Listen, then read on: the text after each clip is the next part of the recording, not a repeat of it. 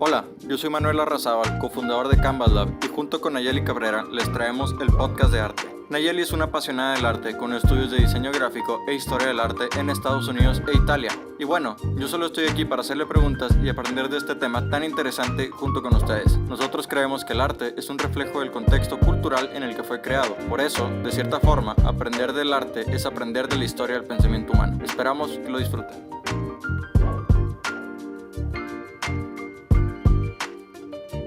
Ahora vamos a pasarnos a uno que es todavía más odiado, Jackson Pollock, ¿sí? Sí. Sin ver ninguna pintura de él, Manuel, descríbenos una pintura de Jackson Pollock. Pues básicamente son pintura por todos lados, o sea, como si gotearas pintura de diferentes colores a lo largo de toda de tu canvas, de tu hoja, de tu espacio de trabajo, ¿no? O sea, literalmente es eso, ¿no? O sea, es pintura, se ve como una maraña de pintura de diferentes colores, sin ningún orden y sin ninguna intención y sin ningún patrón en específico. Así es como yo las describiría. Telarañas de colores y... Sí, las pinturas de Jackson Pollock, honestamente, cuando yo las veía, por ejemplo, de chiquita, yo decía, ay, no, es que este señor, o sea, qué pena ajena me da que se llame artista y qué pena ajena que esté aventando pintura por todas partes y que a la gente todavía le pague por tener eso. O sea, a mí se me hacía, la verdad, un insulto, ¿no? Y a lo mejor esta es una opinión que muchos pueden tener y pues hasta cierto punto es muy válida, ¿no? Sí, Pero bueno, yo ahora diría que, perdón que te interrumpa, yo diría que si hicieras esa encuesta de que lo odias o te gusta, fácil, más del 90% de la gente diría de que no, eso no es arte. Yo me imagino, ¿no? O sea, sí, son como, digamos, pensamientos muy legítimos y pues bueno, cada quien puede tener su propia opinión, pero ahorita vamos a explicar exactamente por qué son famosas estas pinturas y si nomás son como que cosas así sin intención o si de verdad hay una razón por la cual sean, ¿no? Hemos hablado un poquito de Pollock en el pasado, en algunos episodios, pero hoy vamos como que a adentrarnos un poquito más en Pollock, eh, tanto como persona como en el contexto de arte en el que le tocó vivir, ¿sí? Ok, para empezar, Pollock fue un artista americano. Vivió en un tiempo justo después de la Segunda Guerra Mundial, cuando la gente, digo, se estaba dando cuenta exactamente de todos los horrores que habían sucedido durante el Holocausto en Europa, durante todas las consecuencias, digamos, que los grandes pensadores y la gente culta de Europa había llevado ese continente, ¿no? Que fue a la Segunda Guerra Mundial. Tenemos como que desde el punto de vista sociológico, las personas de Estados Unidos tratando como que de separarse, hacer una división entre Estados Unidos y Europa, porque hasta este punto siempre Estados Unidos y digamos todos los países de América habían como que tratado de seguir las influencias europeas o como que tratado de, digamos, de ver a Europa como si fuera la fuente de la cultura y todos los demás somos como que recibiéndola, ¿sí? Pero a este punto, justo por la Segunda Guerra Mundial, la gente tenía esta necesidad de decir, no, nosotros no somos con los europeos que han causado todas estas guerras y todas estas masacres y estas cosas atroces.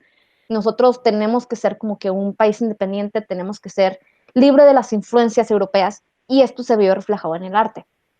Entonces, quisiera que pudiéramos reflexionar un poquito en la gente que vivió durante esta época, ¿no? Si tú en tu realidad estás viendo las consecuencias de los campos de concentración que hicieron los nazis, todos los millones de judíos que murieron, los bombardamientos que hicieron en Japón, si tú tienes esto como realidad, ¿por qué querrías pintar tu realidad? ¿Sí? O sea, ¿por qué quisieras estar haciendo cosas representativas si todo lo que tienes a tu alrededor es súper pesimista? ¿Sí? Entonces, una vez cuando estaba escuchando arte, escuché una cita, una frase que alguien dijo que entre más triste es la realidad, más abstracta es el arte, más abstracto es el arte que se produce. ¿Sí? Y esto es como que digamos, una reacción psicológica supernatural. O sea, si alguien te está dañando, si tú vives en un ambiente donde todo es como que tóxico, ¿por qué tú querrías representar eso? ¿Sí? Sí, pues Y es un escape, ¿no? Digo, yo creo que esa frase que dijo esa persona aplica únicamente como que a estos tiempos, ¿no? Porque pues antes, no sé, Renacimiento, pues en esas épocas, pues también había guerras, pero no hacían arte abstracto, ¿no? Pero sí creo que es válida esa frase porque, pues también es como, no sé, si eres un niño que vive en una familia tóxica o en una situación como que fea dentro de tu casa, pues ese tipo de gente creo que busca escapar de su realidad, ¿no? Entonces, pues sí, o sea, buscas abstraerte, ¿no? Buscas salir de lo que es real o lo que es diario. Creo que y, aplica a la actualidad únicamente esa frase. si analizamos, por ejemplo, las pinturas de Jackson Pollock, nos damos cuenta pues que en realidad no tienen nada de, digamos, de representación, ¿no? Y no porque él no lo pudiera hacer, porque en realidad tenemos obras anteriores de él que él había, digamos, seguido pasos de diferentes vanguardias, en un cierto punto intentó el surrealismo, el cubismo, diferentes otras cosas, ¿no? ¿Y si Pero eran buenas? O sea, sí tenía buena técnica Pollock. bueno, no sé cómo responderte esa pregunta, porque Pollock fue un artista del arte moderno, entonces la técnica no es, digamos, lo más valorado para Mm. esas, digamos, durante este movimiento. Entonces, no creo que sea justo juzgar a Pollock por la técnica, digamos, de dibujo o de pintura que tenía, porque no era su intención. Sí, ¿Sí? tienes razón, pero más que nada porque, o sea, por ejemplo, Picasso, tal vez no mucha gente sabe que Picasso pues, tenía muy buena técnica, ¿no? O sea, las primeras pinturas de Picasso se veían bastante bien. Y sí, pues digo, yo quería saber si, o sea, por el que voy, Picasso se nota, como yo interpreto a Picasso, era como que alguien que sí recibió la educación artística y que tenía todas las herramientas, todas las habilidades, pero decidió hacer como que su propio arte, ¿no? Con el abstracto. Y quería saber si Pollock también era algo así similar, como que alguien bien educado dentro del arte, pero que luego decidió hacer lo suyo. O si tal vez era alguien simplemente promedio en cuanto a la técnica y lo que le funcionó fue pues la creatividad, ¿no? Hacer algo que nadie más había hecho. Sí, yo creo que no es comparable con Picasso. Te digo porque Pollock sí tuvo su educación formal, digamos, en la escuela de arte y todo lo que tú quieras, tuvo que ver con los muralistas mexicanos, tuvo que ver con diferentes personas, digamos, importantes de su tiempo, pero no Ujú. vivió en el mismo tiempo eh, que Picasso. Entonces Se no vivió tuvo después. obviamente las influencias académicas, digamos, del realismo, así como tuvo Picasso a lo mejor. ¿Sí? Claro, no, pues sí, pues Pollock ya todo era más abierto, ¿no? En el arte, ya más moderno. Entonces, vamos a hablar un poquito ahora de Pollock como persona, ¿sí? Él creció, digamos, en el sur de Estados Unidos y él tuvo muchos contactos con las tribus navajos, las tribus de indios o indígenas que viven en el sur de Estados Unidos, y él estaba muy interesado en su cultura, sobre todo porque durante este tiempo, como te menciono, la gente estaba tratando de buscar algo que fuera original o nativo americano en vez de buscar influencias europeas. Entonces, durante este periodo podemos ver que muchos artistas como Pollock o como Mark Rothko eh, estuvieron como que buscando influencias más, digamos, extranjeras o ajenas a Europa. ¿Sí? Eso es por lo que mencionabas, ¿no? De que se querían distanciar de Europa porque los veían como que esa bola de locos que están derramando sangre todo el tiempo. Sí, fue un movimiento pues en realidad político, social, que todo, como digamos, toda la sociedad de ese tiempo tenía. Entonces, él con estas influencias de los indígenas, él estaba muy interesado sobre todo en los bailes rituales que la gente hacía con sus chamanes. Los indígenas tenían diferentes maneras de apreciar su arte, de reproducir, digamos, sus colores primarios, ¿no? Entonces, él cuando observaba los bailes de los indígenas, se imaginaba, o sea, el proceso mental que él hizo fue ¿cómo yo puedo hacer un baile y registrar un baile? O sea, que él vivió mucho antes de que existiera o de que pudiera tener, digamos, las películas de que él pudiera transmitir su arte de esta manera. O de todas formas, él quiso representarlo de una manera visual. Su filosofía era ¿cómo puedo congelar un baile eh, o un proceso de movimiento en una sola imagen? ¿Sí? Entonces, él con esta técnica, digamos, es innovadora, quiso aventar pintura y se dio cuenta que el aventar pintura de una manera produce cierto tipo de marcas. El mover el brazo de otra manera produce otro tipo de marcas. El agarrar de plano toda la cubeta y aventársela a su canvas produce una marca diferente. Entonces, su idea era que cuando nosotros viéramos una pintura, tratáramos como que de pensar qué tipo de movimiento produce la marca que estamos viendo. Entonces, cuando a lo mejor vemos una pintura que tiene como que un splashazo que va como de un lado al otro del canvas, quiere que en nuestra cabeza imaginemos una persona que literalmente está haciendo ese movimiento con los brazos. Que cuando tengamos gotitas, se imagine una persona que a lo mejor esté haciendo este movimiento con las manos. Quiere congelar, digamos, el trabajo o, digamos, el baile que él hizo en una pintura para que nosotros podamos replicarlos en nuestra cabeza. ¿Sí? Y sobre todo inspirándose con este baile ritual de espiritualidad que realizan los indígenas navajos que están en el sur de Estados Unidos. Entonces, pues Pollock, lo que estaba haciendo Pollock de cierta forma, pues era muy similar a lo que hacía Kandinsky, ¿no? Pero Pollock, en vez de traducir la música a una pintura, él traducía el baile a una pintura. Sí, los movimientos y más que nada, como una cosa también importante que tenemos que pensar es que Pollock personalmente era una persona muy problemática. Era un alcohólico, era Era un violento. alcohólico, sí, eso era algo que creo que tú alguna vez escuché que tú decías. En su vida personal era una persona muy conflictiva y este tipo de, digamos, Un de Caravaggio. bailes, de movimientos, era como que su terapia que lo ayudaba a él expresarse. ¿Qué es lo que yo soy? ¿Qué es lo que estoy sintiendo en este momento? Entonces, a lo mejor si vemos una pintura específica que tiene como que manchones grandes, tenemos que imaginarnos la energía que se requirió para poder plasmar esa marca. ¿Sí?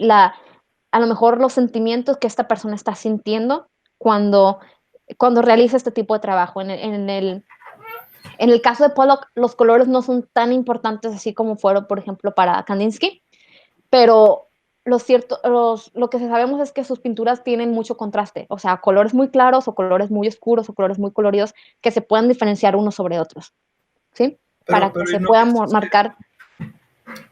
digo, yo, o sea, tal vez de cierta forma veo más valioso la pintura de Kandinsky porque siento que tal vez como que hay más código, ¿no? Más intención. Me imagino que si una figura azul de cierta forma en una obra de Kandinsky significa lo mismo en otra obra de Kandinsky, ¿no? Digamos, significa un violín en una escala menor, no sé, por decir algo, ¿no?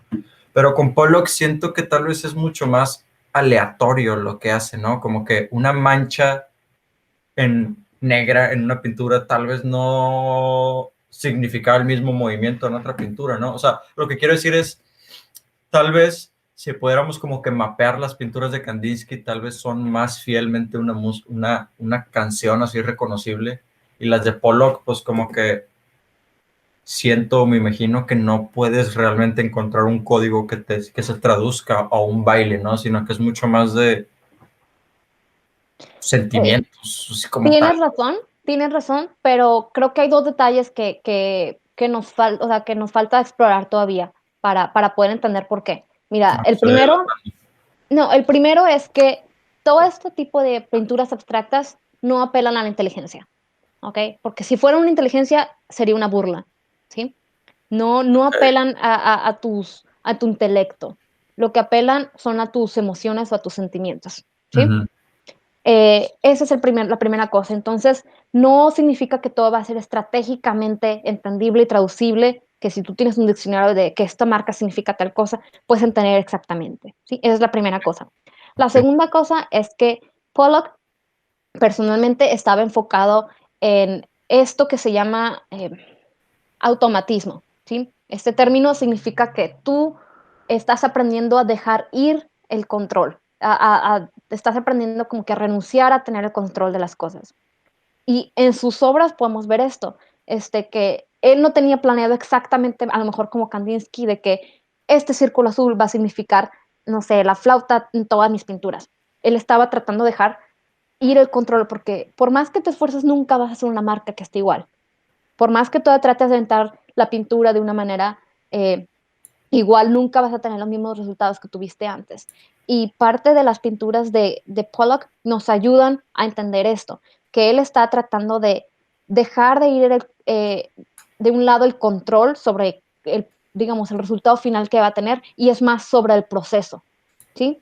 Entonces, las pinturas que vemos, yo me atrevería a decir que no son el arte que pasó, simplemente el arte era Pollock. Lo que él estaba haciendo, su trabajo, el proceso de hacerlo fue el arte. Y la pintura simplemente sería como que un recordatorio o una herramienta que nos ayude a recordar este tipo de arte que sucedió, ¿sí?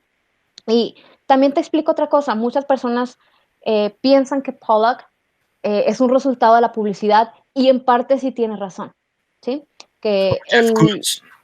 como Jeff Koons, sí, pero Pollock en específico resonó, digamos, se identificó muchísimo con la gente de este tiempo, porque como mencionamos, la gente estaba tratando, digamos, de voltear a otro lugar en vez de estar viendo las consecuencias de la Segunda Guerra Mundial. Las pinturas de Pollock son como que un refugio, son un consuelo, son como que un apoyo emocional que nos ayudan como que nos transmiten esta filosofía que no tenemos el control y que tenemos como que dejar de tratar de controlar todo, porque objetivamente no se puede. Creo que es una reacción psicológica muy humana que después de alguna tragedia grande, las personas tienen este proceso de duelo que a lo mejor como que están en negación de lo que pasa y después pasan por diferentes pasos y al final terminan como que con esta aceptación de, ok, esto es lo que pasó y puedo estar como que en balance con mi vida. Entonces, También tal vez como que quiero imaginar que los medios de comunicación en ese entonces americanos como que querían celebrar mucho más a Pollock porque era americano, ¿no? Y como que querían resaltar de, miren, aquí también hay artistas innovadores, aquí también hay artistas importantes, aquí también estamos inventando nuevas formas de arte, no tenemos que voltear a ver a los europeos. Digo, exactamente lo que quiero pasó, pensar sí. qué pasó. Exactamente, esta es, digamos, gran parte de la razón del éxito, digamos, o de la fama que tuvo Pollock, Ujú. porque justamente sus pinturas transmitían la filosofía para, digamos, la terapia emocional que la mayoría de la gente está buscando en este periodo. Sí, a mí digo, ok, empiezo a entender y apreciar un poco más. Digo, ya sabía que el arte de Pollock se trataba de cierta forma del movimiento, pero como quiera sigo, o sea, hay cosas que no me gustan mucho porque siento que, o sea, ok, estoy viendo aquí en Google varias de sus pinturas y sí hay algunas que son notablemente diferentes, ¿no? Aunque siguen siendo manchas, como que es otro tipo de manchas, otro tipo de patrones. Pero como quiera, muchas de ellas las veo y aunque son pinturas diferentes, es prácticamente lo mismo. Entonces yo no sé si realmente Pollock, o sea, como que, ¿cuál es el valor de mostrar el mismo movimiento, ¿no? Porque obviamente no hizo el mismo movimiento para crearlas, ¿no? Pero las pinturas se ven muy similares, entonces en teoría deberían de representar movimientos muy similares y como que pues no sé, no le veo el valor, no lo aprecio tanto como que hacer mucho de lo mismo, ¿no? Pues está bien, es una opinión súper legítima. Te voy a dar un ejemplo ahorita a ver si esto te puede, digamos, ayudar un poquito a verlo de manera diferente. Si no, está totalmente perfecto. Te lo pongo así. La gente de ese tiempo se identificaba con las pinturas de Pollock porque representaban exactamente, digamos, el resultado de la búsqueda que ellos personalmente estaban haciendo, que era justamente esto, la terapia emocional, el consuelo, la manera de procesar, digamos, el trauma o la tragedia y la manera de que ellos encuentren, digamos, la manera de dejar ir el control o la necesidad de tener el control sobre todos, ¿sí? Es Ok, a lo mejor es algo que nosotros ahorita en este tiempo no entendemos porque afortunadamente no nos ha tocado vivir un periodo de guerra. Entonces, a lo mejor puede ser un poco más difícil, pero te hago una analogía. Para Pollock, para las personas de tiempo, tal vez las pinturas de Pollock significaba lo que para un cristiano puede significar un crucifijo de Cristo en una iglesia, ¿sí? Hay muchísimos, si tú ves algún crucifijo en una iglesia, Jesús muriendo en la cruz, pues a quién le va a gustar ver eso, ¿no? No está bonito, digamos, a lo mejor los artistas no tienen técnica, hay un frego de esos en todas partes, entonces, ¿cuál es el valor de que una persona ponga un crucifijo en su casa o en su negocio o en lo que sea? es, digamos, el ideal que tú estás mirando y que sabes que esta obra de arte específico tiene una filosofía que es importante para tu vida, ¿sí? O sea, tú Como estás diciendo así como que, o sea, tu argumento es, ok, las pinturas de Dios crucificado, así se dice. crucificado. Uh-huh. Crucificado, no crucificado. Las pinturas de Jesús crucificado, pues no son propiamente bonitas, porque pues está digo, iba a decir un ser humano, pero pues es una deidad, es un Dios, eh, según la creencia católica. Está muriendo alguien, ¿no? Entonces dices, no son bonitas, pero los católicos o los cristianos en general las ponemos en nuestras casas por lo que representa, ¿no? Y estás diciendo que de cierta forma las personas que tenían la posibilidad de comprar una pintura de Pollock las ponían en sus casas porque representaba como que, o sea, es lo que quiero tratar de entender. ¿Qué es lo que Bueno, representaba? Como que yo acepto no tener el control, ¿eso es lo que representaban o...? sí, representan toda esta filosofía de tratar, digamos, de lidiar con la situación que tenemos, de saber que sí, el mundo es una maraña de cosas, no tiene sentido, but that's how it is. O sea, hay que aceptarlo y hay que vivir con ello.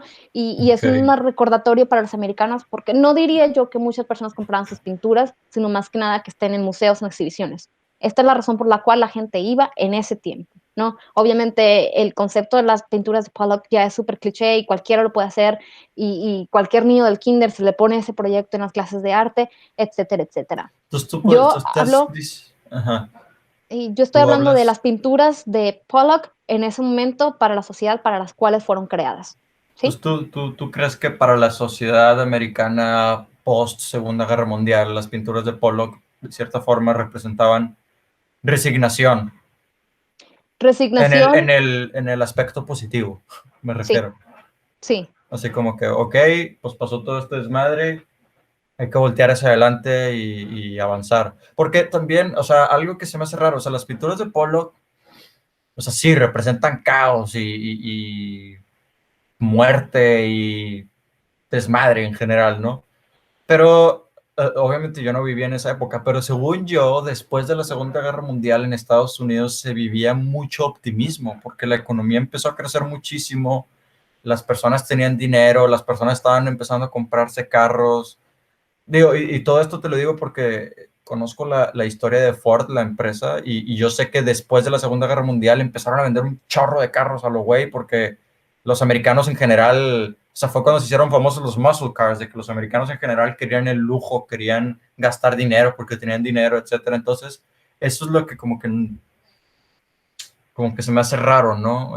Yo pensaría que esa época en el arte sería algo más feliz, más alegre, más Tenemos optimista. diferentes contrapartes, o sea, nosotros sabemos que al mismo tiempo que Pollock estaba haciendo sus pinturas, a lo mejor tenemos personas como Warhol, Andy Warhol, que estaba con todo su pop art, sus pinturas coloridas. Tenemos justamente ahora en el arte moderno o postmoderno, tenemos diferentes ramas, digamos, digamos, que el arte puede dirigirse a cierto tipo de público. Entonces, También, no quiero decir que toda la sociedad americana en general era pesimista, estoy diciendo que para las personas que sí les quedaban, digamos, este tipo de sentimientos después de la guerra, encontraban el consuelo.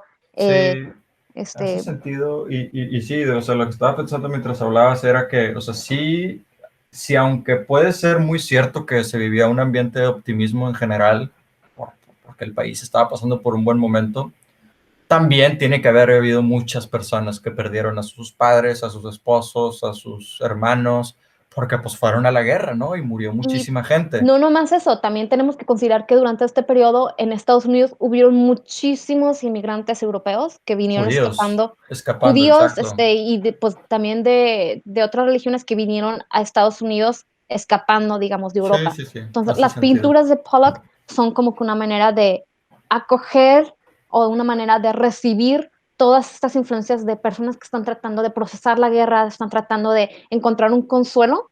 Entonces, es cierto, la economía floreció, hay muchos tipos de ventajas que tuvo este periodo, pero no podemos ignorar que sí hubo todo este sufrimiento o esta Claro. necesidad de, digamos, cope o de adaptarnos o procesar los traumas de la guerra, ¿sí? Claro, claro.